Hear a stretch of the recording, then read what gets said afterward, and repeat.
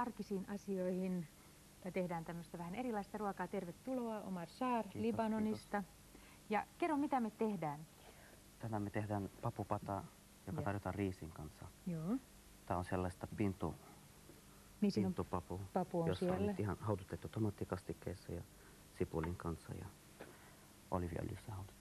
Ja tässä sitten halusit tehdä tämän Tämä on ihan valmis annos, joo. Kyllä. Houkuttelevan näköinen. On, joo, kauniit värit.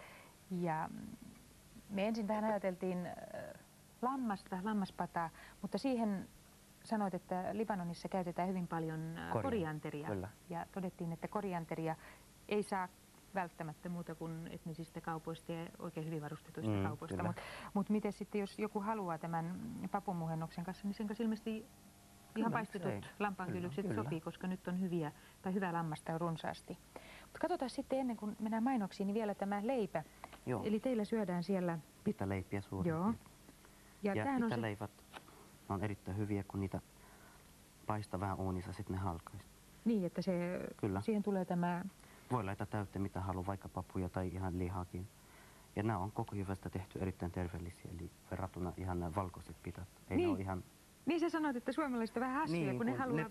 Ne pelkää vehnästä. Niin, ne haluaa sitten Suomessa syödä tätä ihan valkoista pitaleipää. Paitsi Libanonissa syödään eniten valkoista. Ai sielläkin syödään enemmän? Aha, että sä oot vähän poikkeus siinä vai? No ei, syödään tätäkin. Tätäkin, joo. Mutta... Niin tässä on semmoinen ihana vehnäinen hyvä tuoksu. Kyllä. Katsotaan hetken kuluttua, miten tämä papupata valmistuu. Saar, libanonilainen, ja tehdään libanonilaista papupataa. Joo. Ensin freesataan ne sipulit ja valkosipulit. Siellä oli nyt 1 sipuli ja pari kynttä. Kyllä. Joo. Sitten annetaan ne hautua 8 No siinä kun se hautuu, niin mulla on pysyy se siinä. Joo. Niin mikä sut toi Suomeen? Se tavallinen tarina. Suomalainen tyttö, joo. Kyllä. Sä oot ollut 4 vuotta Suomessa ja puhut erittäin hyvää suomea. No ainakin yritän. Joo, mä ajattelin, että sä oot ollut täällä jo paljon pidempään. No. Mutta sä oot ollut semmoisessa työssä, että oot joutunut ihmisten kanssa tekemisiin. Niin, mä oon ollut ihan alusta asti. Oikeastaan mä menin heti opiskelemaan kieltä, vaikka mulla tarjottiin töitä, mutta mä en mennyt töihin suoraan. Mä valitsin ihan opiskella kieltä, koska on paljon parempi oppimaan kieltä ennen kuin rupeaa tekemään mitään. Joo, ja sitten sä oot ollut, sulla on kokin koulutus ja... Kyllä, ja esimieskoulutuskin. Ja mä oon ollut tuolla Järvenpään S-Marketissa töissä, ja mulla on oma yrityskin. Mä tuon maahan erikoisia elintarvikkeita. Niin, näitä just... Etnisiä ja kaikki herkkuja maailmalta. Maailmalta just, joo. Se on hienoa. Kyllä.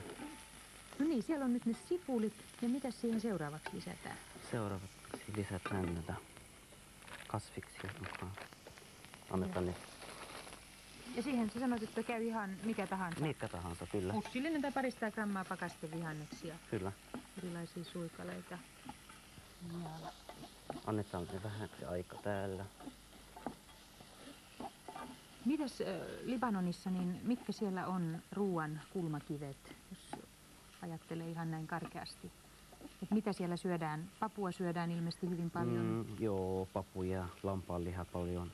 Sitten meillä on niin kuin kikherneitä.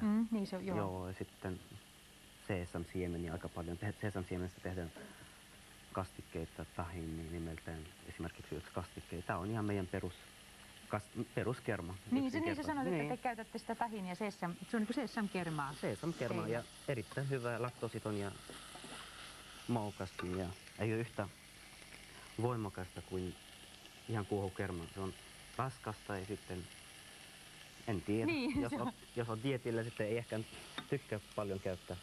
Joo. Tää lisätään 2 ruokalusikallista tomaattipyrettä. Joo.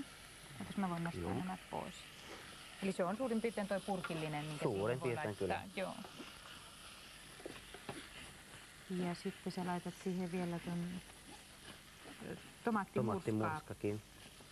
Puolipurkillista. Se tomaattipyrettä kannattaa freesata siinä ennen kuin käyttää. Monet lisää sitä ihan lopussa, mutta se ei ole hyvä. Niin se kypsyy siinä. Se niin. ei tule ihan hyvän makuun. Joo. Ja tähän nyt lisätään vähän tätä. Ennen kuin... Vehnäjauhoja 1 ruokalusikallinen. Ja Eli se suurostuu lopussa sitten koko. Vehnäjauho tilalle voi käyttää jotain muuta ihan jauhoja. niin sä sanot, että maissijauho tai Niin, siis tämmöistä jos on- tärkkelystä, jos jos on keliakia. Joo. Kyllä, Joo. Ja meillä oli nyt pintopapuja tässä. se on sellaista, kun Joo. se on raakana. Niin, se on pieni ja sitten pavussa on aina se, että täytyy muistaa Liottaa yön yli. ja sitten keittää. Kyllä. Joo. Ja tässä oli siis keitettynä 3 Keitettynä, desilitraa kyllä. papuja. Joo. Tähän lisätään vähän tomaattimurskaa. Täällä oli 200 grammaa. Joo, se on niinku puoli purkki, että sä voit sen Joo. laittaa kaiken, niin tulee se määrä.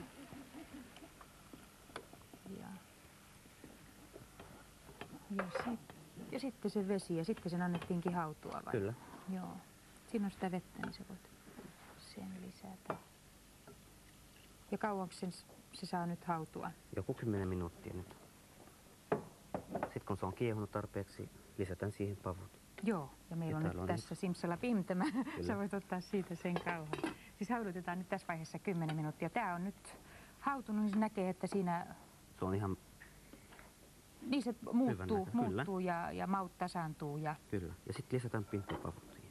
joo, ja siihen kävi sitten muutkin pavut, valkoiset tai Mustat, mustat. on erittäin hyvä ja valkopapu ja ihan kaikki pavut on hyviä. Jotka siis liotetaan ensin yön yli ja sitten keitetään sen kyllä. suurin piirtein tunnin.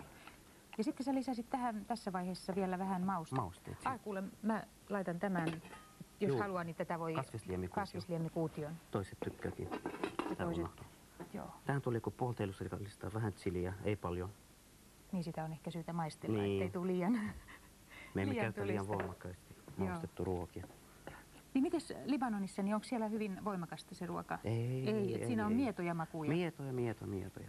Ja mä tunnen paljon suomalaisia, jotka ovat töissä siellä. Niin. Ja kun ne palataan, niin sitten ne jutteli sanoo, että teillä on ihania ruokia. Ei ole tulisia. Aha, Ja mutta, ne ihastuu yhteen salaattiin, mitä me teemme, tabule-salaatti. Kaikki mitä tulee, ne sanoo, että me tykkäämme teidän salaatista. no se on hienoa, joo. Joo, sitä mulla on ollut kerran yksi vieras, joka teki tätä tapulisalaattia. Juu. Siinähän on vehnää ja Vehnäjyviä, bulguria ja siinä on persiliä ja mintu tuoretta, kaikki tuoretta, sitruunamehua ja tomaattia ja kurkkua. Niin, sitruunaa käytetään Libanonin keittiössä Aika paljon. paljon, Joo, aika sanoit, että paljon. vaimos on jo vähän kyllästynyt Kyllä. sitruunaan. No kuule, nyt toi on nyt sitten 10 minuutin päästä valmista. Kyllä. Joo, se on kiva ruoka. Kuule, vaihdetaan paikkaa, niin nyt, oho, nyt mä nämä piuhat vähän sekaisin. Niin, meillä on tämmöinen mielenkiintoinen, Hedelmä. joo, granaattiomena. Tämä on aika harvoin Suomessa tätä hedelmää. Joo, ja sitten Tää saa suurin syksyllä. osa ihmettelee, että mitä sillä sitten tehdään. Kyllä, monet ei osaa edes käsitellä tätä. Joo, no Ja niin, nyt me nähdään. leikataan tätä vähän. Se pää pois. Sitten halkaistaan keskeltä. Ja tästä täytyy sanoa se, että tuo mehu on sellaista, että se värjää ja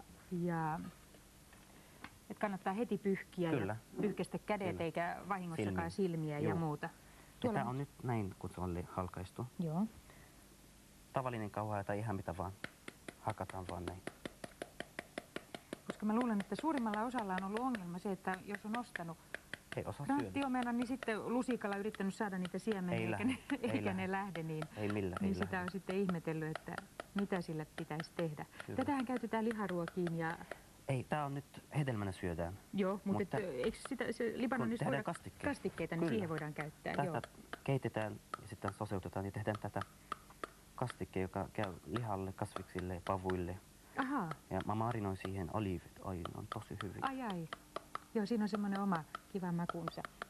Näitä valkoisiahan ei kuulunut Ei, syödä. ne Joo. valkoiset on kitkerän makuisia. Et ne otetaan täältä pois. Ja siinä se on. Siinä se on joo, ja sitten Kaikki se on siemenet tyhjä. lähti Joo. pois. No niin, me voidaan tuohon annokseen nyt laittaa toi puolitoista. Siihen tuli nämä granaatiomenat. Joo. Sitten meillä on nämä vehnäjyviä, joka keitettynä. Keitit niitä eilen. Ja mä liotin niitä ensin vähän aikaa, Kyllä, sitten joo. keitin suurin piirtein tunnin. Yksi Ja niitä nopea. saa luontaistuotekaupoista ehkä parhaiten ja myös suoramyyntiliikkeestä aika Löytyy usein. kyllä. Et kyllä niitä löytyy, joo. Ja siihen on nyt puoli desilitraa ruusuvettä ja desilitraa appelsiinikukkavettä. Joo. Tai vähän. Me voidaan nyt katsoa, niitä on tässä ja tätä ruusuvettä saa apteekista ja sä Omar sanoit, että se on vähän vahvempaa tämä apteekin ruusuvesi, Niin. anna olla siinä jo, niin kuin se mitä teillä on, että sitä Kyllä. mieluummin sillä lailla aluksi aika niukasti, joo. Joo. Lisätään tähän nyt nämä granaattiomena. Joo. Ja jos ei appelsiinikukkavettä saa, niin sitten voi laittaa vaan pikkusen ruusuvettä. Ja se on, mä kysyin apteekista, niin se, vaikka se on tarkoitettu kasvovedeksi, niin se voi myös syödä. Kyllä. No mä lisään tähän nyt sitten samalla Rusinat. rusinoita, niitä oli semmoinen 0,5 desiä. Kyllä, ja pinjan siemeniä. Ne voi ilmeisesti, jos ei satu löytämään kaupasta, niin manteleilla Manteli voi käyttää. Joo. Ja sitten vähän saksan pähkinöitä. Kaipaako sinusta tätä sokeria? Vähän voi laittaa vähän sokeria. Et sitä voi maistella. Kyllä. Tämä on Voi. ihan hauska, tämmöinen vähän joulunenkin salaatti. No tavallaan. Joo. Me syömme sitä ihan syksyllä kun meillä silloin, on kun joulu. Ja jos nyt sattuu niin, että ei granaattiomenaa saa, niin juteltiin, että sama tyyppi se voi tehdä esimerkiksi viinirypälestä. Sitten joo, Niin se on vähän erilainen, Kyllä. mutta tälläkään ihmetelkö, jos kaupasta ei löydy. Joo. Kiitos Omar. Kiitos.